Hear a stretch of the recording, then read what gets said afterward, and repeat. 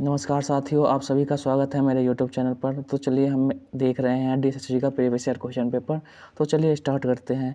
निम्नलिखित में से कौन सा बैंक भारत में बचत खाता शुरू करने वाला पहला बैंक था? तो बचत खाता सबसे पहले किसने शुरू किया था? यहाँ पे प्रेसिडेंसी बैंक है, इसने सबसे पहले बचत खाता शुरू किया था। अगर हम बात करें RBI की, तो RBI की स्थापना कब की गई? 1 अप्रैल 1935 में RBI की स्थापना की जाती है। अगर पूछ ले आपसे कि RBI के पहले गवर्नर कौन थे, तो CD देशमुख RBI के पहले गवर्नर थे। अभी वर्तमान में RBI के गवर्नर कौन है?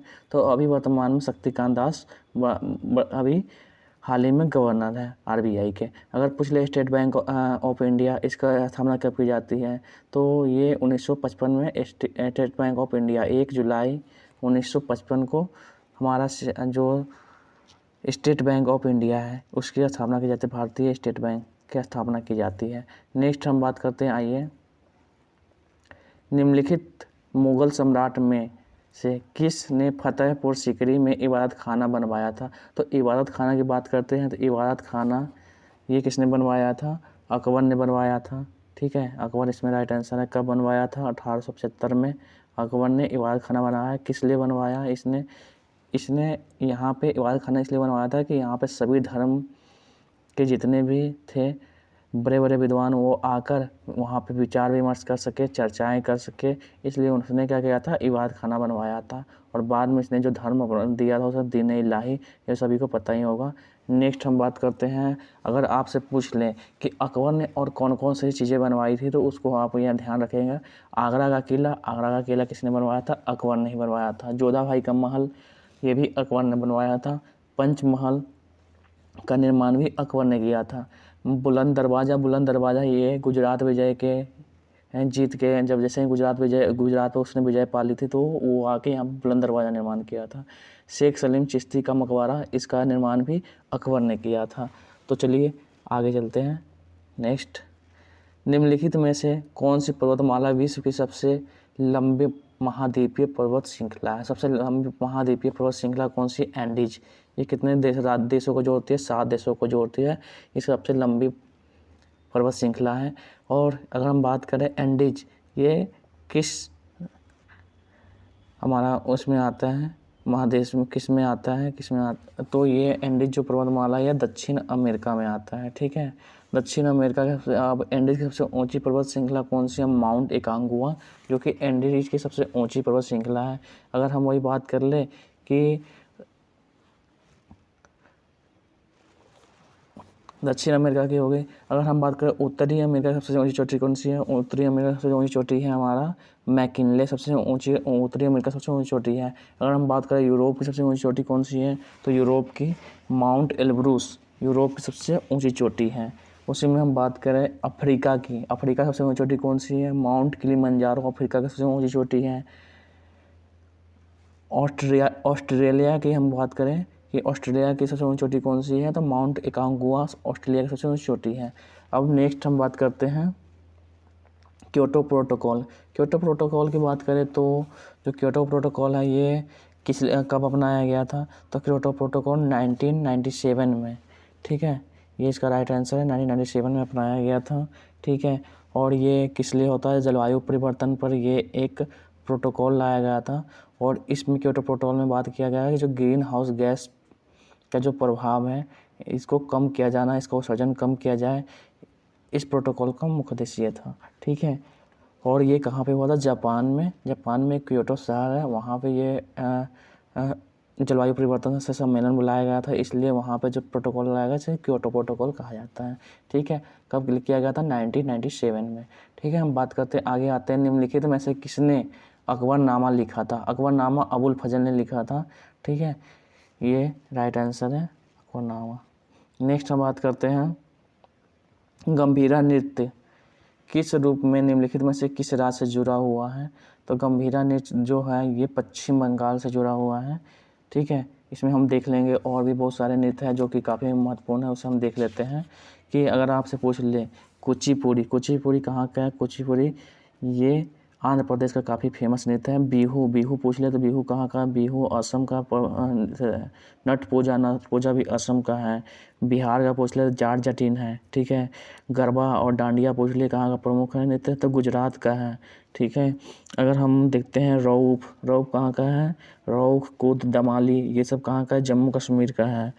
यक्षगान पूछ ले तो यक्षगान कहाँ का है? यक्षगान कर्नाटक का है प्रमुख त्योहार, प्रमुख नृत्य। कथकली केरल का है। मोहिनीअट्टम केरल का है, ठीक है। लावनी महाराष्ट्र का है। उसी में हम बात कर लें ओडिसी, घुमरा, छऊ, ये सब उड़ीसा का है, ठीक है। कजरी, रासलीला, छपेली, ये सब कहाँ पे है? उत्तराखंड का है। तो ये आपको काफ़ी जितने भी नृत्य हैं ये याद रखना है। नेक्स्ट हम बात करते हैं, ये आपके एग्जाम में पूछ लिए जाते हैं कभी किसी न किसी रूप में। चलो आते हैं, निम्नलिखित में से कौन सी क्रेता एकाधिकार की विशेषता है? तो एकाधिकार में क्या होता है? एक ही वहाँ पे विक्रेता होता है, एक ही जो खरीदार भी एक ही होता है, ठीक है। एकल खरीदार एकल विक्रेता, ये क्या होता है? एकाधिकार की बात की गई है, ठीक है। नेक्स्ट हम आते हैं आगे, एकाधिकार कई कई विक्रेता एक एकाधिक क्रेता एकाधिकार की विशेषता है। कई विक्रेता एकल खरीदार, एकल विक्रेता कई खरीदार ये होंगे मेरे हिसाब से, ठीक है। इसमें ये आंसर होना चाहिए। अब इसमें ये दिया गया है तो ये तो आंसर यही होगा। एकाधिकार में यही होता है, एक विक्रेता होता है, कई खरीदार होते हैं, ये राइट आंसर होगा। नेक्स्ट हम देखते हैं कि डैश एक अर्थव्यवस्था में सामान्य मूल स्तर में निरंतर कमी है, कौन सी है?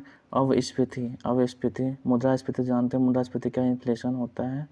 और डिफ्लेशन ये अर्थव्यवस्था में समान मूलतः निरंतर में कमी है, ठीक है। आते हैं निम्नलिखित में ओरिलिया, निम्नलिखित में से किस संघ का उदाहरण है? ओरिलिया है निडारिया, निडारिया संघ का उदाहरण है। नेक्स्ट हम बात करते हैं, आगे आते हैं, निम्नलिखित में से कौन सा कर राज्य या केंद्र सरकार द्वारा सड़कों और पुलों पर लगाया जाता है? सड़कों और पुलों पर आप सभी को पता है यहाँ टोल टैक्स लगाया जाता है, ठीक है। टैक्स, टैक्स क्या है? ये सभी को देना अनिवार्य होता है। सेस की बात करें तो सेस क्या होता है? सेस ये किसी किसी पे लगाया जाता है। सेस क्या होता है? टैक्स ऑन टैक्स, मतलब टैक्स पे जो टैक्स लगाया जाता है उसे सेस बोलते हैं। ये सरकार कभी भी कर लेती है। एक आता है आपका सरचार्ज, ठीक है। सरचार्ज भी होता है। सरचार्ज क्या होता है? ये केवल किसी किसी पे लगाया जाता है जो कि लग्जरियस लाइफ जी रहे होते हैं, वो सरचार्ज होता है, ठीक है। आगे आते हैं हम, मेवाड़ त्यौहार डैश ऋतु के आगमन को चिन्हित करने के लिए मनाया जाता है। ये है मेवाड़ त्यौहार बसंत ऋतु के आगमन को चिन्हित करने के लिए बनाया जाता है। और भी हम त्यौहार की बात करें तो चलिए हम बात कर लेते हैं कौन कौन से त्यौहार है, कहाँ कहाँ मनाया जाता है। जल्लीकट्टू पूछ लेता, जल्लीकट्टू कहाँ का फेमस है? जल्लीकट्टू तमिलनाडु का है। उसी में पूछ ले स्पुतिगस्टर फेस्टिवल, ये कहाँ पे मनाया जाता है? लद्दाख में। बोनालू, बोनालू कहाँ पे मनाया जाता है? तेलंगाना में। बैसाखी पंजाब में। बंगस वैली जम्मू कश्मीर में। नवरोज पारसी समुदाय के लिए मनाया जाता है। खारची पूजा त्रिपुरा में। श्रावणी मेला झारखंड में। कम्बाला कर्नाटक में भैंसों की दौड़ होता है इसमें। दुर्गा पूजा कहाँ का प्रमुख त्यौहार है? पश्चिम बंगाल में है। अम्बुबाची फेस्टिवल कहाँ मनाया जाता है? असम में। उसी में पूछा जगन्नाथ रथ यात्रा उड़ीसा में मनाया जाता है। रज पर्व ये भी उड़ीसा में मनाया जाता है। लेवेंडर फेस्टिवल ये कहाँ पे? जम्मू एंड कश्मीर में मनाया जाता है। लक्खी उत्सव राजस्थान में मनाया जाता है। आदिपुरम, आदिपुरम जो फेस्टिवल है ये कहाँ पे मनाया जाता है? तमिलनाडु में मनाया जाता है। हरेली, हरेली छत्तीसगढ़ में मनाया जाता है। पोंगल, पोंगल तमिलनाडु में मनाया जाता है। कलियाट्टम केरल में मनाया जाता है। कांचोर जम्मू कश्मीर में मनाया जाता है। सिग्मो फेस्टिवल गोवा में मनाया जाता है। बोमचो फेस्टिवल सिक्किम में मनाया जाता है। हरेला उत्तराखंड में मनाया जाता है। बहुत सारे ऐसे फेस्टिवल हैं, इन सभी को आप याद रखेंगे। अब आते हैं हम, कर्नाटक का कद्र बांध निम्नलिखित में से किस नदी पर बनाया गया है? कर्नाटक का जो कद्र बांध है ये काली नदी पर बनाया गया है। नेक्स्ट हम बात करते हैं, यहाँ देखते हैं निम्नलिखित में से कौन सी मृदा भारी वर्षा द्वारा निक्षालन और जीवाणु द्वारा धारण के नाश के कारण बनती है? तो लेटराइट मृदा है, ये जीवाणु के निक्षालन द्वारा बनती है, ठीक है। नेक्स्ट हम बात करते हैं, यहाँ पे आएंगे हम, देखो निम्नलिखित में से कौन सी एक लोक गायन शैली है जिसमें प्राचीन भारतीय महाकाव्य महाभारत की कहानियों का वर्णन किया गया था? पांडवानी है, जो पांडवानी है ये क्या है? इसमें महाभारत के बारे में बात की जाती है। ये कहाँ का नृत्य है? छत्तीसगढ़ का नृत्य है, ठीक है। छत्तीसगढ़ कहाँ? छत्तीसगढ़ का नृत्य है। छत्तीसगढ़ का नृत्य है। और इसमें पांडवानी की जो सबसे प्रमुख जो कलाकार है उसका क्या नाम है पांडवानी का। पांडवानी जो कलाकार है उसका प्रमुख तीजन बाई क्या है, ये इसकी प्रमुख कलाकार है। ठीक है, उसी में हम बात कर ले पांडवानी से हमें समझता है पांडवों की कथा, मतलब पांडवों की कथा सुनाई जाएगी, मतलब महाभारत की कथा सुनाई जाएगी। नेक्स्ट हम बात करते हैं मलक्का जल मरुमध्य हिंद महासागर और डैश महासागर को जोड़ती है। तो देखते हैं हम यहाँ पे मलक्का, यहाँ पे आते हैं हम, देखो ये मलक्का हमारा जो ये है जल संधि, यहाँ पे आपको जो दिखाई दे रहा होगा ये वाला जो पार्ट है ये किसको जोड़ रहा है, यहाँ पे इंडियन ओशन है और यहाँ पे क्या है, यहाँ पे हम देखेंगे ये हमारा है जो प्रशांत ओशन है। ठीक है, यहाँ पे लिखा हुआ नहीं है लेकिन ये हमारा प्रशांत ओशन है। तो ये क्या कहता है, इंडियन ओशन और प्रशांत ओशन को क्या करता है, जोड़ता है। इसमें राइट आंसर देख लो कौन सा है, तो हमारा प्रशांत है। ठीक है, यहाँ आगे आते हो, इंद्रावती नदी निम्नलिखित में से किस नदी की उपनदी है। इंद्रावती नदी, तो चलिए हम देखते हैं सबसे पहले इंद्रावती नदी किस नदी की उपनदी है। यहाँ पे आंसर है गोदावरी। गोदावरी की हम देख लेते हैं कौन कौन से इसकी सहायक नदियाँ, देखो यहाँ पे आपको दिखाई दे रहा होगा गोदावरी की सहायक नदियाँ। सबसे पहले हम देखते हैं गोदावरी कहाँ से निकलती है, त्र्यंबकम पहाड़ी से निकलती है, नासिक महाराष्ट्र से होकर निकलती है ये। ठीक है, और इसमें कौन सा आके मिलता है, दूधना आके मिलता है, यहाँ पे पेन गंगा है। ठीक है, पेन गंगा आके मिलता है, फिर उसके बाद बेन गंगा मिलता है। ठीक है, यहाँ पे इंद्रावती ही पूछा हुआ है, निजाम सागर। ठीक है, मंजरा निजाम सागर बांध है इस पर। ठीक है, यहाँ पे नगरी और यहाँ पे है गोदावरी। तो ये वाली गोदावरी की प्रमुख सहायक नदियाँ हैं ये सब है। तो इसमें पूछ ले आपसे कि इंद्रावती जो है ये किसकी सहायक नदियाँ हैं, तो ये है किसकी सहायक नदियाँ, गोदावरी के सहायक नदियाँ हैं। नेक्स्ट हम बात करते हैं, आइए आगे देखते हैं, ब्रिटिश सरकार द्वारा निर्मित गोल घर स्मारक निम्नलिखित में से किस राज्य में स्थित है। तो ये सभी को पता है, गोल घर स्मारक बिहार के पटना में गोल घर। ठीक है, यहाँ पर सब घूमने भी जाते हैं। अब वह ऊर्जा जो किसी वस्तु की गति के कारण वह धारण करती है उसे डैश ऊर्जा के नाम से जानते हैं, गतिज ऊर्जा जानती हैं। गतिज ऊर्जा किस मतलब जब दौड़ रहे होते तो गतिज ऊर्जा आती है, जैसे हमने बॉल फेंका तो वो क्या बॉल गति में है, इस कारण से वो बॉल हमारे कार में ही आगे गिरती है।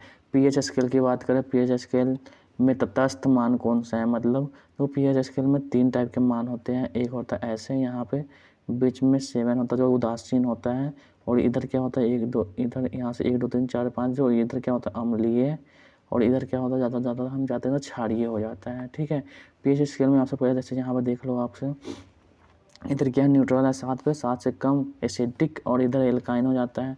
अगर पूछ लें पीएच स्केल, जो पीएच स्केल इसका ये सबसे पहले इसका निर्माण किसने किया था, सोरेनसन ने किया था। किसने किया था, सोरेनसन। ठीक है, सोरेनसन ने इसका निर्माण किया था। अब पीएच स्केल का फुल फॉर्म क्या होता है, पीएच का पोटेंशियल ऑफ हाइड्रोजन। ठीक है, ये होता है पीएच स्केल का पोटेंशियल ऑफ हाइड्रोजन। अगर हम बात करें और भी पीएच स्केल का मान, तो दूध का पीएच का मान कितना होता है, तो दूध का पीएच का मान हम क्या कर सकते हैं कि 2 रुपया 6 का मान मतलब 6.66, कहीं कहीं 6.8 भी रहता है। ठीक है, अगर वही हम पूछें मानव लार का पीएच का मान, मानव लार का 6.4। ठीक है, अगर हम पूछ लें शुद्ध जल का पीएच का मान 7, रक्त का पीएच का मान 7.4, उसी में पूछ लें हम रक्त का पीएच का मान 7.4